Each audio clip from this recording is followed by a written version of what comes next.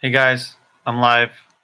So reason I titled the video the way I did, don't take any nonsense or any crap from from Amazon customers in general, is I had a customer buy a book recently, and they uh, sent me a message saying that the first thing they mentioned was that the book. They said that my condition notes said, which they did, that there was no writing, highlighting, or underlining in the book. And then they said, however, one of the pages had in the margin, on the top and on the right margin, some scribbling, um, some like in pen, not scribbling as in writing, but as in like lines. And the person actually took a picture of the page of the book and uploaded it to their message that they sent to me, which has never, yeah, it's never happened. And this was a book that was in good condition, by the way, not very good, not like new, not new. And they claimed that I said there was no writing, but there was writing. And so I looked at the picture, and it was exactly like they said. There was no writing. There was somebody that took a pen. It looks like they tried to see if it worked on the side, on the top, whatever, and that was it. Apparently, there was nothing else in the book. No other pen marks or markings. I call that markings or scribbling, but not writing. And it was only on one page. Perhaps I didn't see it, or I saw it and I decided that, well, that's it. There's no writing, so I'm not going to say, oh, there's no writing except there's these lines that are scribbled on one page. I could have done that if I saw it. I don't remember if I saw it or not, but there's a good chance that I did not.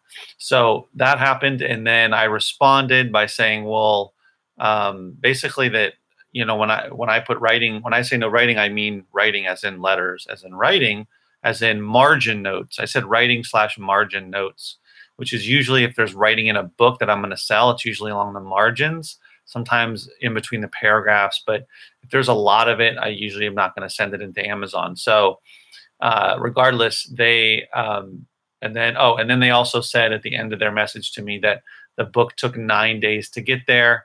And then I also responded to them saying about the writing part, and then about you know, that it's not my responsibility, that if you feel that it took too long, or you know, whatever it may be, you have to contact Amazon. And I gave them the phone number, and then I didn't hear back from them. And then I noticed as I was listing that my feedback rating, my percentage, went down 1 percentage point from 97 to 96. And I took a look, and this person, lo and behold, had left a negative review saying that, honestly saying, literally saying that I had, or what am I trying to say? That I said that the picture they took of the book, of the margin, was that I was trying to say it wasn't writing, and it was writing. And anyway, going in all the semantics, and then saying, and it also took 9 days to get there, and they left negative. So they left a one-star review or feedback rating. So my percentage went down 1 percentage point. So then hi John. So then I did the auto. You can do the auto remove feature. So if you go to the feedback, there's you click the actions link, and then it goes to a page that gives you the options, you know, contact the customer or whatever it may be. And one of them is to do an auto remove. And so you click it, and then within like a second or two, it lets you know whether they're going to remove it or not. And they said they were not. So then at that point, I could have given up. But I recommend you do not do that. So then I sent a long message to Amazon stating that they were claiming that the item was there. One of the issues with the item, that the item was there or took too long to get there, 9 days.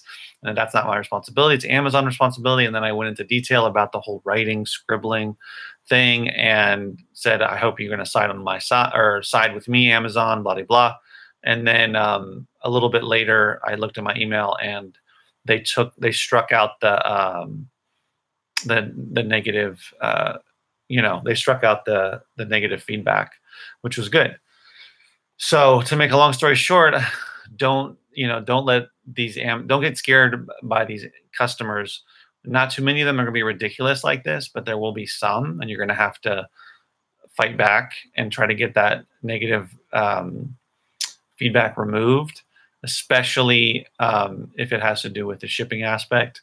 Now, if they had not mentioned the shipping aspect, would Amazon have sided with me? I don't know, honestly. I don't feel very confident that they would have, but I guess there's a chance. But we'll never know, because the person was not bright enough to realize that they should not have put that in their comment. Otherwise, their negative feedback would have stuck. So it was it's that kind of experience that it makes you realize it takes all kinds, and sometimes you just got to stand up and you got to try to do what you feel is the right thing, especially because I wasn't trying to deceive the person, and I wasn't sending out a book that had a bunch of writing in it. If I had said there was no writing and they sent me pictures of like a bunch of pages with a bunch of margin notes, then yeah, I was at fault.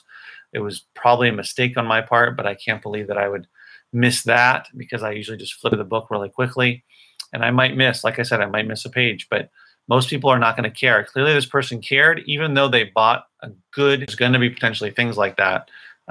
And they should know better, because I can't imagine that they buy good, even as a Prime buyer, books in good condition, and that they don't find some markings or some sort of writing inside the book. And a lot of people also don't say specifically in their condition notes that there's no writing, no markings, or no highlighting, that type of thing. A lot of people don't write that much detail in their what do you call it, in their condition notes.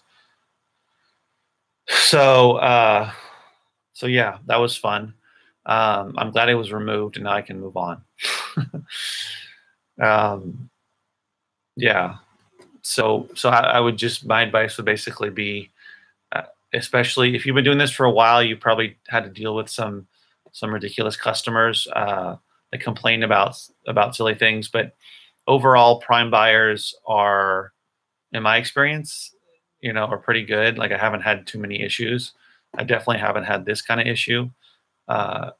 Usually they complain about something getting late. Rarely is it claiming that the condition was not as I described it, which is why it's a really good idea if you're going to have condition notes. They can be general, but to make sure that they're honest, so that you don't have to deal with that, someone leaving a negative feedback rating and bringing down your rating. And I would say that having a like 100% or 99% rating, sure, it's great. It might help a little bit, but the difference between having 100 or 99% and having 97, 96% is probably not that great in terms of it affecting your sales and you being able to sell your stuff that you're sending in and compete with other sellers. But probably if you're going to get closer to like 90%, and especially if you get into the 80s, that's probably not going to be that great. I would try to stay. I mean, you can't have 100% control over this. You can't, because Amazon sometimes is going to side with them if they claim that, like I had an issue where the customer said that the item arrived, the CD arrived broken, and they left me like a 1-star, 2-star, whatever rating. And I responded to them, but they didn't respond back, saying that I never send in. Yeah, I never send in a CD that has any cracks or is broken or shattered or anything like that. And if it arrives shattered or broken, damaged, well, cracked specifically, that it probably happened during shipment or handling at the Amazon warehouse. But of course, I can't prove that. So Amazon is not. They should side with us, I believe, but they're going to side with the buyer, unfortunately. So they sided with them, even though I don't send out cracked discs. I'll look at every single disc surface to make sure, well, first of all, it doesn't have cracks, because that's the worst part. I'm not going to sell that. And then it doesn't have any scratches or serious wear. And if it does have any type of wear, then I'm going to try to get it out with the disc refinisher or resurfacer. But the cracks you can't do anything about. So that was probably just, it happened during, yeah, it probably happened during shipping for sure. So, so yeah, that anyway, my point was that that happens. Things are out of my control. I send in a disc that's perfectly fine. The customer gets it cracked. I didn't do it, but Amazon sides with the customer because I can't prove that I sent it in uncracked unless I took a picture of every single CD I send in, which is not going to happen. So then I'm going to get some negative reviews or feedback that I cannot get removed, which is why I don't believe these guys that have thousands and thousands of feedback ratings as CD sellers, and they have 100%, because it's going to happen. A CD is going to break. It's going to get cracked. It's going to get damaged. It's much more likely than a book that that's going to happen. So that I don't know how they have 100% rating. But let's see. Ryder says eBay customers are the worst. Prime customers tend to have more sense.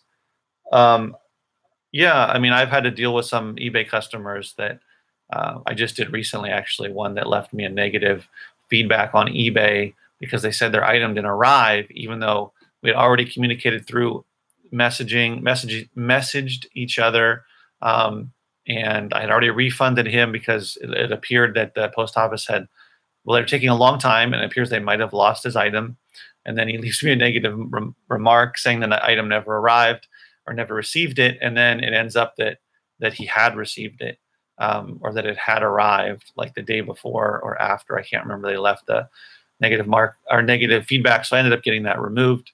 But yeah, I've had some issues with eBay customers, but not so many to make it ridiculous or not worth selling on there, I would say.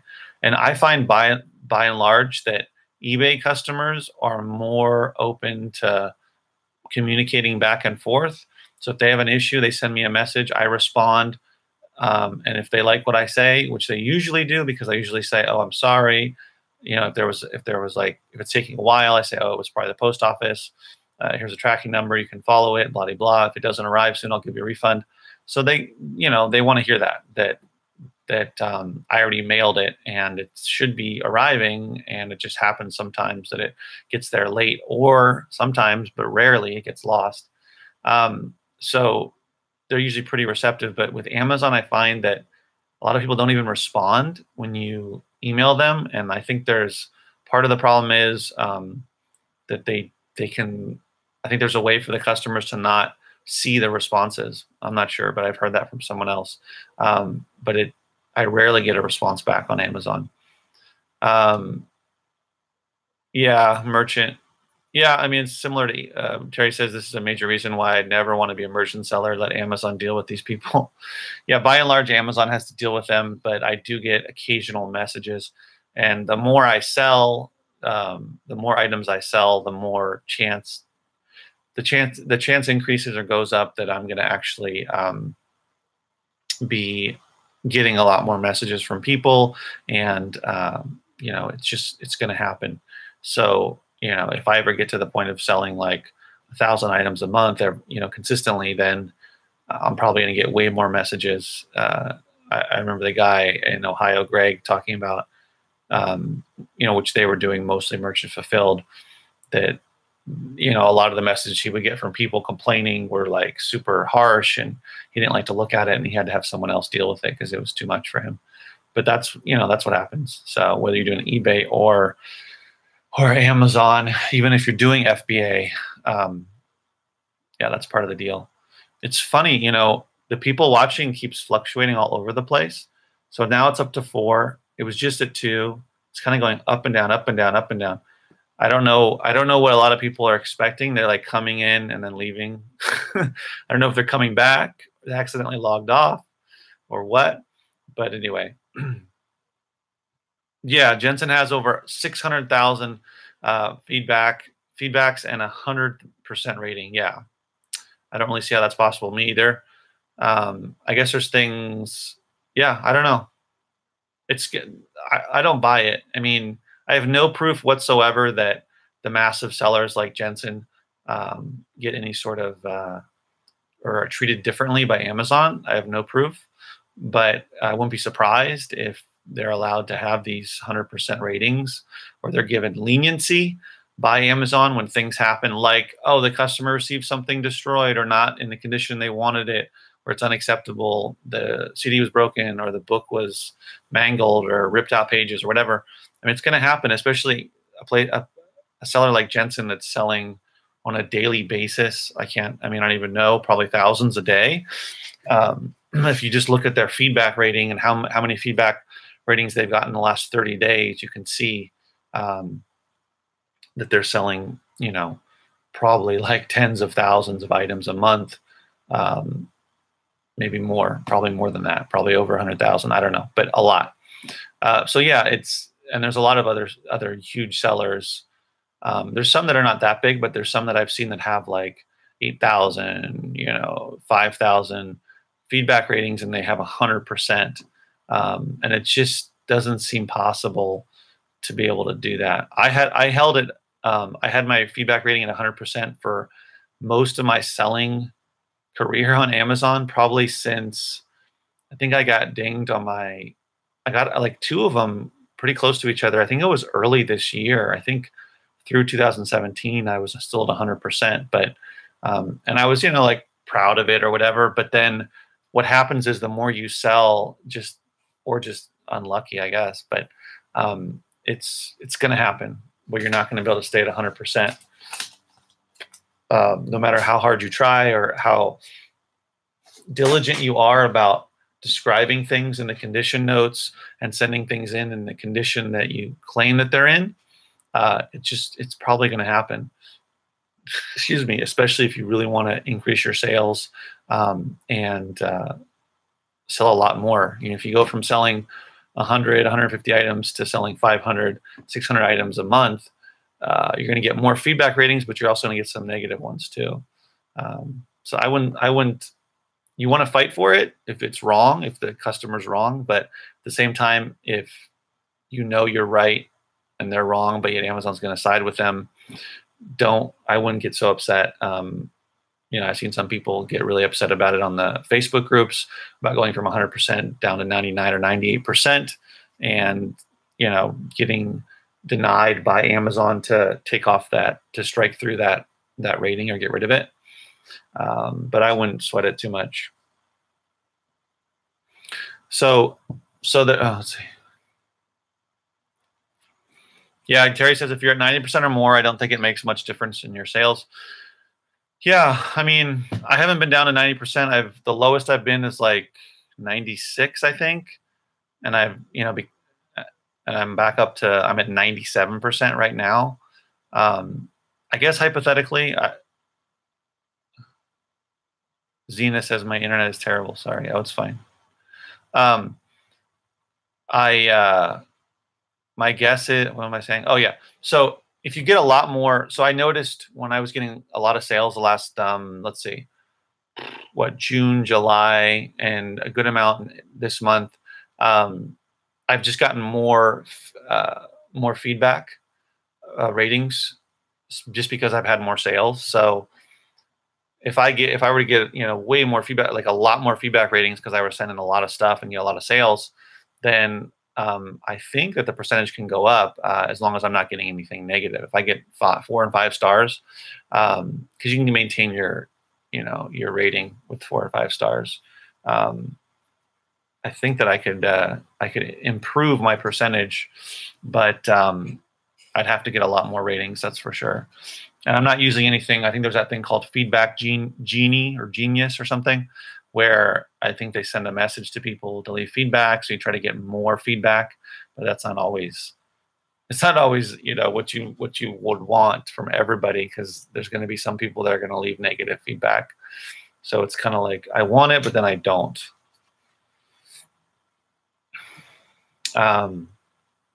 Yeah, I guess that's all I have to say about that topic. I'm more than halfway through the CDs. Today I went to the gym and then I had like 8 eBay items and lots that I had to pack up. Sometimes eBay gets in the way of doing FBA, unfortunately, but that's just part of the deal. So I'm almost done, more than halfway done with the CDs. I'm up to over, I think, 100 that I've listed. And I have no idea if I'm going to get split shipments, but I hope not. Or if I do, I hope there's only 2 or 3 at most, because there'll be around 180 or so CDs. And I was going through all the, what are they called? The audiobooks that I pulled out of that Gaylord, and I found some good ones to resell. Probably like, I don't know, 8 or so. And there's a couple of higher priced ones in there, which was nice. So those were out of the CD Gaylord, not out of course, not out of the book Gaylord. So that was good. Because I had a stack, I had multiple stacks of audiobooks, and a lot of them were, probably more than half of them were from the library, so they were just a mess. So I decided to donate most of those, because even though they might have the CDs in them, they were just the artwork. I couldn't send it into Amazon. I mean, I could have tried to maybe sell them on eBay, but I just don't feel that it was worth it. And then I had a bunch of other actual audiobooks, intact audiobooks, not from the library. And in those, I probably had like, I don't know how many, 30, 40. And I found a good amount to resell on Amazon. And I found like probably, I don't know, 5 or so to put up on eBay. And then I finished the Gaylord of books today also. So I've a little bit more than halfway, at least halfway, maybe a little bit more, filled up the Gaylord that was empty of dud books. So it was quite a lot.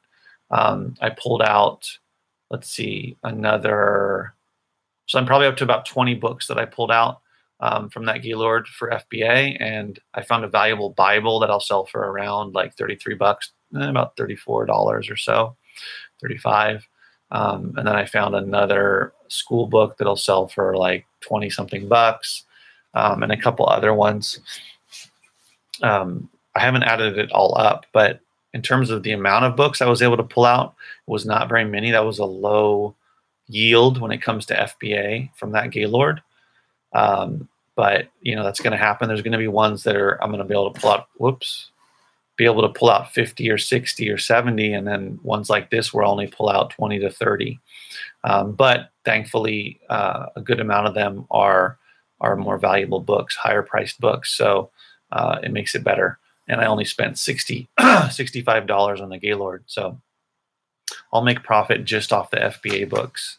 But I talked about this a while ago, about another way of dealing with all these excess books that I feel really bad about just recycling and getting rid of, specifically fiction books and some certain nonfiction, but also kids books. So I talked about going or trying the antique mall, or a booth at an antique mall. And I made videos about this, I don't know if it was last year or earlier this year, but I called up the same place I had visited a while back. And what is it? End of the month here. It's the 28th, so there's only a few more days. But the guy said they're actually completely full. They don't have any available booths. And the last 2 times that I've asked, they've had at least one available. So it seems consistently that this place keeps the people that are selling there. And the fact that they're booked up is, I think, a good thing, because once I get a spot there, I feel like it's pretty promising, because I want to set up a unique sort of spot. The booths are pretty small, but I want to put up some good books with some good prices and see if that'll work. Because I was just thinking that if I want to go the route of eventually having some sort of bookstore situation, even if it's at a warehouse or whatever it may be, that it's going to be good practice to try this out. And which I talked about before when I talked about it. The good thing about these booths are, this particular place, it's month to month. So last time I spoke to them, it was $125 a month. I guess it depends on the spot, but I think that's kind of the price. And then they take a percentage, but but all the sales, they deal with all the selling, collecting the money, and then at the end of the month, they deduct their percentage, and then the rent, and they send the rest to me.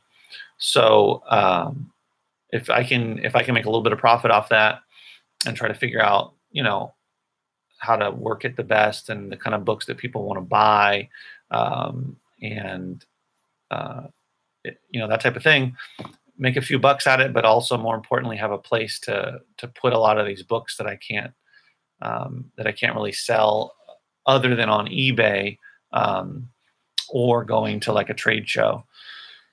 So I'm going to try it out. We'll see if I can get a spot this next month. If I can't, then I'll just try the next month. But the guy put me on the list. He's going to give me a call.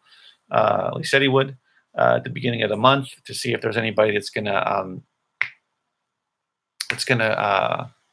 give up their booth, because I think it's pretty common that they lose, maybe a couple at the end of each month.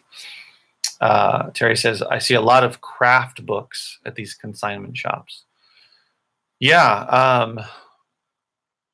I don't know. I don't really know who goes there. I mean, this one is kind of known in the area. It's been around a long time I think it's been around since like the 50s or 60s or something like that. It's an old building, and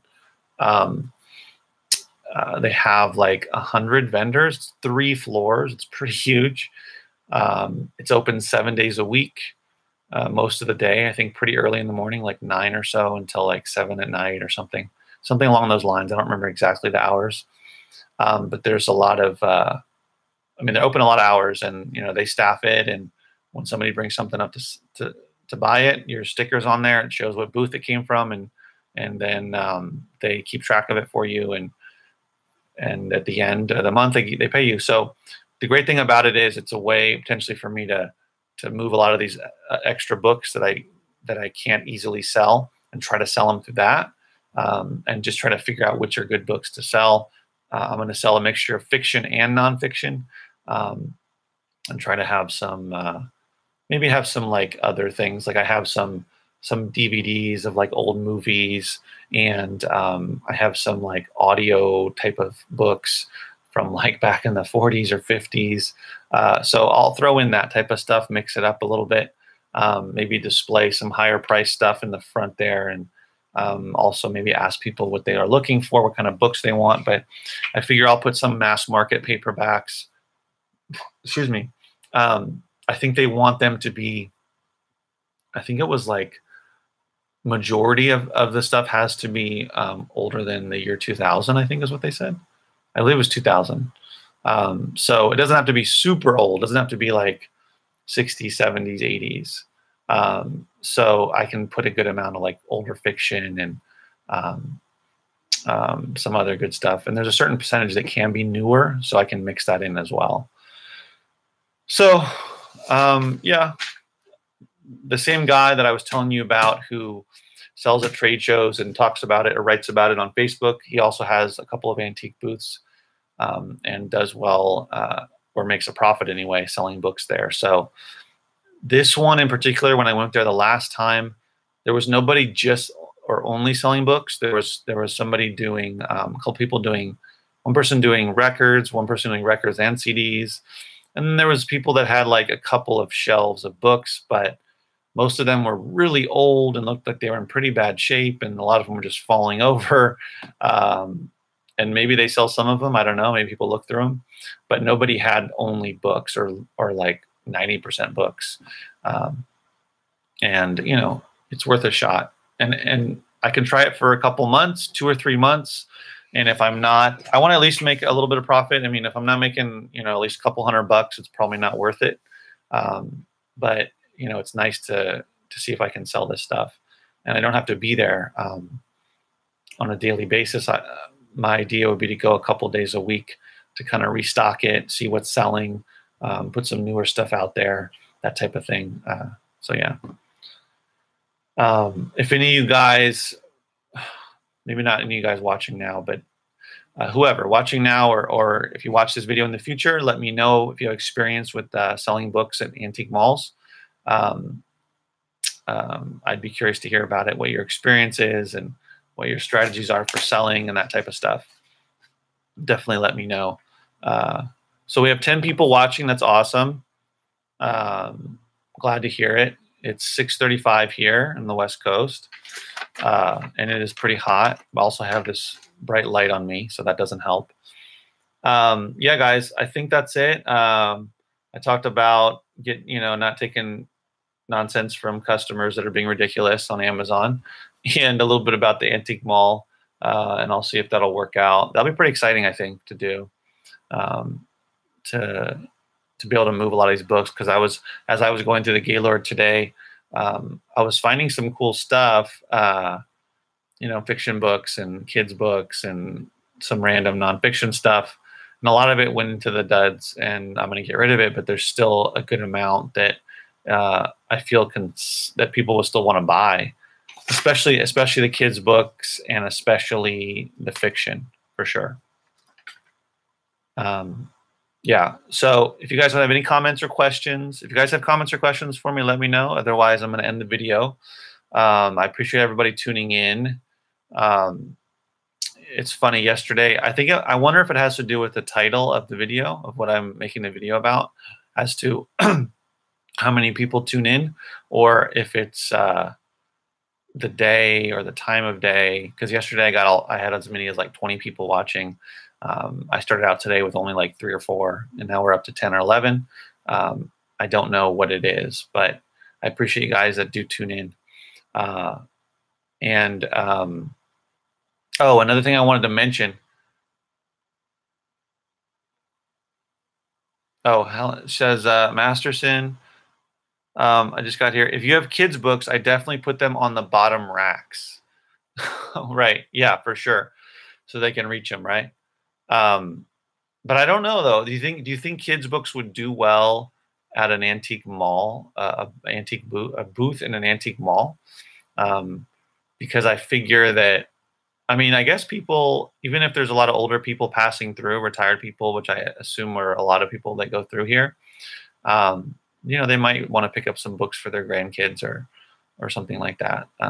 Yeah, so it's probably worth it, especially to put some of those older books up there, out there, older kids' books. James, is this a regular day and time to live broadcast for you? Yeah, I usually do Monday through Friday. The time varies. I did it late last night, and I'm doing it late again today. I try to do a little bit earlier. I've been trying to do like 4 or 5, but sometimes it just doesn't work out. But I'm usually doing it after 4 or 5. It's typical. It's just that my schedule with the kids and everything, it just fluctuates, and sometimes I'm not able to work, as much as I want. So I have to do a little bit more. Like today, I got a little bit to doing the FBA, listing the CDs on FBA or Amazon for FBA, but I didn't quite do as much as I wanted. So I tried to get in a little bit more before I started the video. But yeah.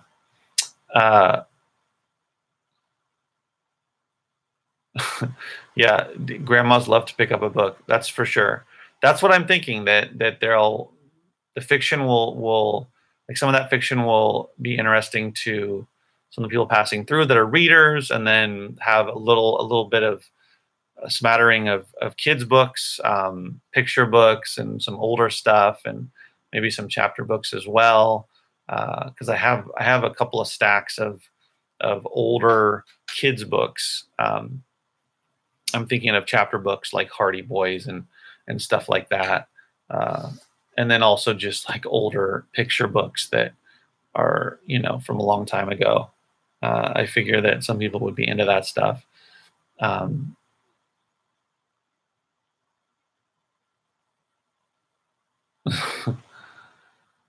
Dr. Seuss and grandmas have VCRs too. Yeah. Oh, okay. VHS tapes. Yeah.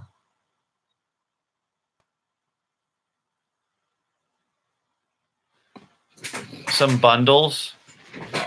What did you say? Tied with what? What is that? Raffia? What's I don't know. Yeah, that guy, what is it? Tim LaHaye and somebody else writes those religious books. They're like black, and then they have bright colors on them on the signs, and there's a bunch of them. They sell really well on eBay. I have like 7 or so of them here, and I was thinking like to put them all together and sell them as a bundle. Of course, you know, if I don't get a booth anytime soon, then I should probably try to sell them on eBay.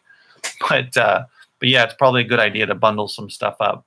Maybe some kids books or some fiction that have the same theme or the same author, maybe like for Nora Roberts or for James Patterson or whatever it may be.